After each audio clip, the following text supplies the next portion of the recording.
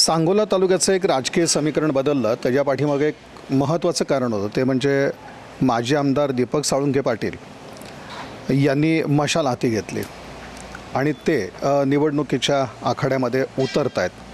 पण शेवटी ही भूमिका का घेतली हा एक महत्त्वाचा भाग येतो. आणि त्याचबरोबर आणखीन एक महत्त्वाचा विषय आहे, तो म्हणजे दीपक आबा साळुंखे पाटील यांनी आजपर्यंत गणपतराव देशमुख यांना सहकार्य केलेलं होतं. त्याच्यानंतर शहाजी बापू पाटील यांनी देखील निवडणुकीच्या दरम्यान सहकार्य केलं, राजकीय सर्व सहकार्य. पण आता मात्र स्वतः विधानसभेची आमदारकी जी म्हणू तर त्याच्यासाठीचा हा सगळा लढा आहे. दीपक आबा साळुंखे पाटील यांचे समर्थक आपल्याबरोबर आहेत आणि त्यांना या सर्व बाबतीमध्ये काय वाटतं हे जाणून घेणं महत्त्वाचं आहे. शहाजी बापू पाटील यांना सहकार्य केलेलं होतं, गणपतराव देशमुख यांना सहकार्य झालं, पण आता मात्र तुम्ही स्वतः निवडणूक आखाड्यात आहात. कशा प्रकारचा प्रतिसाद मिळेल सांगोलेकरांकडनं या बाबतीत काय वाटतं? अत्यंत चांगला मशाल हाती घेण्याचं कारण असं की आजवर गेली 25-30 वर्ष त्यातल्या 4-5 निवडणुका आदरणीय स्वर्गीय गणपतरावजी देशमुख यांना सहकार्य केलं. ते सहकार्य करण्याचं कारण असं ती व्यक्ती अगदी चांगली होती आणि वरिष्ठांच्या सांगण्यावरून प्रत्येक निवडणुकीच्या वेळेला तुम्ही थांबा असा वरिष्ठाचा आदेश यायचा आणि गणपतरावजी देशमुखांना सहकार्य केलं. मग 2014च्या दरम्यान शेवटच्या वेळेला उभा राहायचं ठरवल्यानंतर कार्यकर्त्याचा एक जनरेटा होता, दीपक आबा तुम्ही उभा राहिलं पाहिजे, आता थांबायची काही गरज नाही. त्यावेळेला पवारसाहेबांनी आणि गणपतराव देशमुखांनी दिल्लीत बोलवून घेतलं आणि दिल्लीत शब्द दिला गणपतराव देशमुख साहेबांनी की एवढी वेळ मला द्या की याच्या अगोदर 10 वेळा झालेले आहेत. ज्योती बसूसारख्या माणसाचं रेकॉर्ड झालं 10 वेळेचं आणि मला अजून एक वेळ संधी जर मिळाली, पवारसाहेब म्हणले तुमच्यामुळं मला 10 वेळा मिळाली आहेत, अजून एक वेळ मला द्या आणि 2019ला ही जागा तुम्हालाच घ्या, तुम्हाला म्हणण्यापेक्षा दीपकरावलाच द्या. ही त्यांची चर्चा झाली आणि ती चर्चा झाल्यानंतर त्या बैठकीत तिघांचं असं ठरलं की गणपतराव देशमुखांना पवारसाहेबांनी सांगितलं तुम्ही तुमच्या कुठल्या कार्यकर्त्याला ही गोष्ट सांगू नका आणि दीपकरावलाही सांगितलं तुम्हीही सांगू नका. 2019च्या निवडणुकीच्या वेळेला आपण ती चर्चा करू. 2019ची निवडणूक लागल्यानंतर दीपक आबांनी मला आणि बाबुराव गायकवाडला बोलवून घेतलं आणि पवारसाहेबाची वेळ घेतली. उद्या सकाळी 8 वाजता सिल्वर ओकला तुम्ही जावा आणि चर्चा करा. त्याप्रमाणे आम्ही गेलो पवारसाहेबांच्याकडे. पवारसाहेबांनी सांगितलं 2014लाच ठरलेलं आहे, ही जागा आपल्याला सोडलेली आहे आणि या जागेच्या बाबतीत रायगडची जागा एक त्यांना दिलेली आहे शेका पक्षाला. अजून एक जागा तिने नांदेड जिल्ह्यातली मागितली, तीसुद्धा रात्री आम्ही देऊ केलेली आहे. त्याच्यामुळे ही जागा 100% आपल्याला मिळालेली आहे, त्याची काही अडचण नाही, तुम्ही कामाला लागा, इथे हेलपाड घालू नका.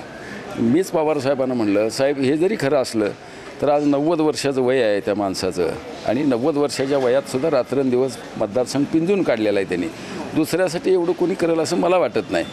पवारसाहेब म्हणले ते माझ्याशी गद्दारी करणार नाहीत, त्यांनी मला शब्द दिलेला आहे, तुम्ही जावा. आणि बाबुरावला म्हणले उद्या सकाळी तुम्ही एकटंच जावा गणपतराव देशमुखांच्या घरी आणि त्यांना सांगा शरद पवारांच्या बरोबर चर्चा झाली, तुम्ही काही तुमच्या पद्धतीचं तिथं बोलू नका, ते काय बोलतात ते ऐका आणि मला फोन करून सांगा.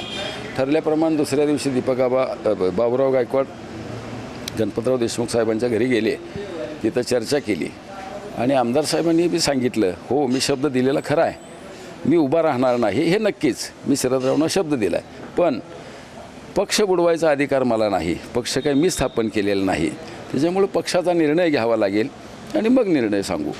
मग ती परत आल्यानंतर मी आणि बाबुरावने पुन्हा पवारसाहेबांना फोन करून सांगितलं, ते असं असं सांगतात, ठीक आहे म्हणले, असू द्या बघू. पुन्हा एक 2-3 दिवस गेल्यानंतर माझं आणि गणपतराव देशमुखांचं अगदी वैयक्तिक चांगलं संबंध होतं, कारण माझ्या चुलत्यांनी त्यांना 62 साली आमदार केलं होतं बोलवून आणून. शेका पक्ष माझ्या घरात 1948 साली स्थापन झालेला आहे आणि 62 साली गणपतराव देशमुखाला त्यांनी बोलवून आणून आमदार केलं होतं. त्याच्यामुळे त्यांनीही माझ्यावर आत्तापर्यंत चांगलं ठेवलेलं होतं संबंध. गणपतराव देशमुखांनी सुद्धा मला कधी अंतर दिला नाही, मी जरी वेगळ्या पक्षात असलो तरी मला सल्लामसलत बोलवून घेत होते. म्हणून मी 2-3 दिवसांनी गेलो. साहेब म्हणलं 50 वर्ष तुम्ही आमचा पक्ष टेकवला आणि कालचं तुमचं जे वाक्य आहे ते अत्यंत चांगलं आहे, बरोबर आहे म्हटलं, ते पक्ष बुडवायचा अधिकार तुम्हाला नाही हे खरं आहे, कारण पक्ष काही तुम्ही निर्माण केलेला नाही, खरं बोलला आहे म्हटलं. तुम्ही एक काम करूया, दीपक आबांनाच आपण घेऊ इथं पक्षात आणि आपल्या पक्षातनं तिकीट देऊया, तुम्ही दिलेला पवारसाहेबाला शब्द खरा ठरेल, पक्षही बुडणार नाही. एवढी चर्चा केल्यानंतर मला म्हणले काका मला तो अधिकार आहे का, पक्षाचा मेळावा बोलवतो आणि तिथे निर्णय घेतो, अशी चर्चा त्यांची झाली. पण तो शब्द काही पुन्हा पाळला नाही म्हणण्यापेक्षा ते दैवत होतं, 90 वर्षाचं वय होतं, त्यांचा दोष नाही, ते विठ्ठल होते माझ्यासारखे ज्याला. पण कडनी जे बडवे होते त्या बडव्यांनी त्यांना असं भरवलं आणि ती शब्द बदलायला लावला. पुन्हा त्यांनी निर्णय घेतला त्या रुपनर साहेबांचा. रुपनर साहेबाला 1 महिनाभर 15 दिवस फिरवलं आणि रुपनर साहेबाचाही निर्णय या बडव्यांनी बदलायला लावला त्या विठ्ठलाला आणि मग नातवाला त्यांनी दिलं. तो भाग आता सोडून द्या, त्यांनी शब्द दिला, पाळला का न पाळला ती ज्याचं त्याच्याबरोबर गेलं. त्याच्यानंतर मग पवारसाहेबांनी आम्हाला तिकीटही दिलं. तिकीट दिल्यानंतर निवडणूक जाहीर झाली, तिकीट मिळालं, अर्ज भरले, अपक्ष एक अर्ज भरला, तिकीट बी फॉर्म एक आला. अर्ज काढायच्या आदल्या दिवशी काही घडामोडी झाल्या गणपतराव देशमुखांच्या आणि वरच्या वरिष्ठ मंडळींच्या, ते काय आपल्याला माहीत नाही पण झाल्या काही ना काही. आणि त्या झाल्यानंतर दुसऱ्या दिवशी 4 वाजता अर्ज काढायची मुदत 3 वाजेपर्यंत होती. 3 वाजता बी फॉर्म असल्यामुळं, पक्षाचा अर्ज असल्यामुळं अपक्ष अर्ज निघाला आणि एकच पक्षाचा अर्ज राहिला. राष्ट्रवादी काँग्रेस पक्षातनं घड्याळाचं चिन्ह मिळालेला अर्ज आमचा राहिला. आणि 5 वाजता अजितदादा पवार साहेबांनी इथं वेळापूरला एक सभा घेतली मोठी आणि तिथं सांगितलं सांगोली जागा शेका पक्षाला दिलेली आहे, आमचा आणि दीपकचा काही संबंध नाही. मग काही तुमच्यासारख्या पत्रकारांनी त्यांना विचारलं, तुम्ही तिकीट दिले तर त्यांनी तिकीट चोरून नेले म्हणून सांगितलं. हे एवढा मोठा अन्याय झाल्यानंतर 5-6 वाजता सगळीकडे तालुक्यात ही बातमी पसरली आणि संध्याकाळी 7-8 वाजता इथं जवळजवळ हजारो कार्यकर्ते एकत्र आले आणि आपला आणि त्या राष्ट्रवादीचा संबंध नाही, त्याचा नाद सोडून देऊ आणि आपण वेगळा विचार करू. असा गोंधळ झाल्यानंतर आम्ही एक 10-5 जण बसलो. पुन्हा शाजी बापूचा बी अर्ज भरलेला होता, त्यांना बोलवून घेतलं.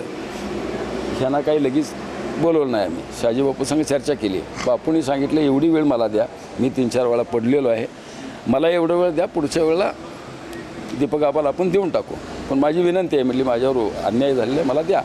मग आम्ही 5-7 जण प्रमुख होतो, तो बसून निर्णय घेतला. पुन्हा ह्यांना बोलवलं, ह्यांच्यासंग चर्चा केली. दुसऱ्या दिवशी 100-400 कार्यकर्ते गोळा केले. 100-500 कार्यकर्त्यांची आमची बैठक घेऊन निर्णय झाला की राष्ट्रवादीचा आपल्याला आता विचार करायची काही गरज नाही, आपण शिवसेनेचा आमदार निवडून देऊ. राज्यात आम्ही पहिली आघाडी केली, शिवसेना आणि राष्ट्रवादी, आणि पहिला आमदार आम्ही निवडून दिला. आमच्यावर आरोप झाले आमच्या नेत्यावर, राष्ट्रवादीतल्या प्रमुख नेत्यांचे. पण एक 4-8 दिवस 15 दिवसाचा काळ गेला, आम्ही एक आमदार निवडून दिला शिवसेनेचा. पण आमच्या नेत्यांनी पवारसाहेबांनी शिवसेनेचा मुख्यमंत्री केला, त्याच्यामुळं आमच्यावर आरोप गेला बाजूला.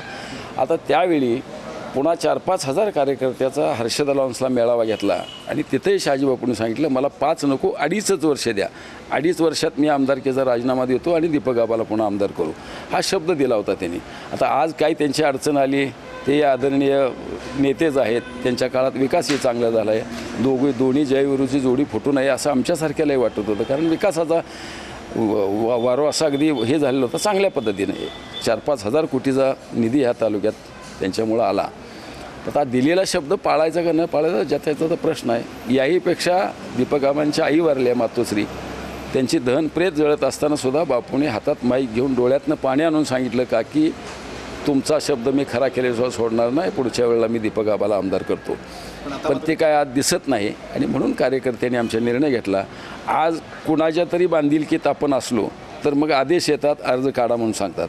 म्हणून गेल्या आठवड्यात पत्रकार परिषद घेऊन पक्षाचा राजीनामा दिला. आता आपण मोकळं झालो आणि काल आम्ही मुंबईत जाऊन आदरणीय ठाकरे साहेबांच्या पक्षात प्रवेश केला. कारण ही जागा दोन्ही बाजूला महाविकास आघाडी आणि महायुतीकडे सुद्धा फॉर्म्युला युतीचा असा ठरलेला की ज्या ठिकाणच्या जागा तुमच्या विद्यमान आहेत सेटिंग, त्या जागा त्यांना द्यायच्या. म्हणून इथली जागा गेल्या 5 वर्षातली 19ची जागा जी आहे ते ठाकरे साहेबाची आहे आणि आत्ता चालू जे आहे ते शिंदे साहेबाचे आहे. शिंदे साहेबाचे विद्यमान आमदार शहाजी बापू आहेत, ती जागा आपल्याला सुटणार नाही हाही विचार आम्ही केला कार्यकर्त्यांनी आणि एक आम्ही दबावतंत्र आमच्या नेत्यावर आणलं. काही झालं तर आपण ठाकरेंच्यात प्रवेश करू आणि लढू, आणि नाहीच तिथं झालं तर आपण अपक्ष लढू. त्यामुळे आणि जनतेचा एवढा मोठा प्रतिसाद आहे की 30-35 वर्ष झालं रात्रंदिवस काम करतात लोकांच्यासाठी. इथं यांच्याकडे आल्यानंतर पक्ष, पार्टी, जात, भेद काही नाही विचारत नाहीत. कोण काही ना त्या माणसाचं काम करणे हे हा त्यांचा पिढ्यानपिढ्याचा एक धर्म आहे. चांगला सामाजिक कार्यकर्ता, सामाजिक याचा वसा आहे त्यांच्याकडे. त्याच्यामुळं आम्ही निर्णय घेतला आणि माझ्या माहितीप्रमाणे आज ही जागा ठाकरे सेनेला असल्यामुळं महाविकास आघाडीतनं 100% हे तिकीट आमचं फायनल आहे आणि विजयीही 100% फायनल आहे. दीपक आबा साळुंखे हे कामाचा माणूस आहे. जवळजवळ 18 तास 18 पगड जाती जमाला, इथं पक्षभिक्ष काय नाही, जो येईल त्यांचं काम करणारा माणूस. आणि एक आबांकडे एक व्हिजन आहे, गोरगरीब जनता, नवीन युवक, MIDC, अनेक प्रकल्प. गेल्या वेळेला मन धनाने शाजीबापूला पाठिंबा दिला होता. त्यांनी शब्द दिला होता 2.5 वर्ष 5 वर्ष, पण तो त्यांनी पाळावा असं जनतेची इच्छा आहे. म्हणून आता जनताच पूर्ण आता आबांच्या मागे सकारात्मक निर्णय घेणार आहे. ही जनतेची पूर्ण इच्छा आहे. गेले 30-35 वर्ष माणूस हा काम करणारा माणूस आहे. त्यांनी कधीच मत मागितलं नाही, फक्त काम केले. फक्त आता 35 वर्षांनी मत मागायला हा माणूस उभा आहे आणि दोघांना पण मदत केली आहे. शेतकरी कामगार पक्षाला 25 वर्ष आणि बापूला 10 वर्ष. या दोघांनी त्यांनी स्वकशीनं आबांचा विचार करावा ही जनतेची मनाची इच्छा आहे. आणि पूर्ण जनतेच्या आता 1 नंबरला दीपक आबांना सहमत आहे.